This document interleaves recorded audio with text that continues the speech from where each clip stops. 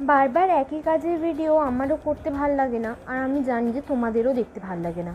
সেহেতু আমি এই কটা দিনের গ্যাপ নিয়ে আবারও চলে এলাম আমার সেই পেন্টিংটি নিয়ে তোমাদের কাছে। তোমরা কি আন্দাজ করতে পারছো ইনি কোন দেবী? আন্দাজ করতে পারলে অবশ্যই আমাকে কমেন্ট করে জানাও। আজকে কাজ করছি দেবীর মুকুটের অংশে।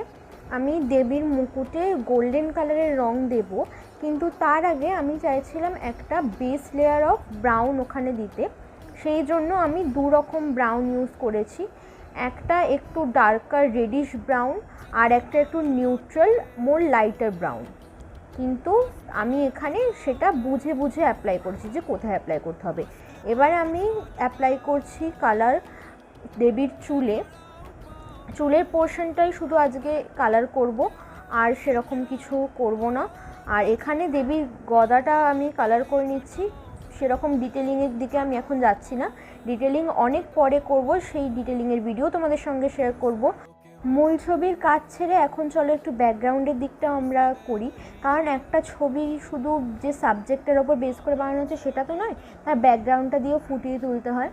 আর এখানে আমি এই থামটার মধ্যে করে নিয়েছি একটা পদ্মর ডিজাইন। এটা অনেকটা কলকার মোটিভের মতো ডিজাইনটা হয়েছে, বাট আমি এটাকে এরমভাবেই রাখতে চেয়েছি কারণ কলকা আমিও করি।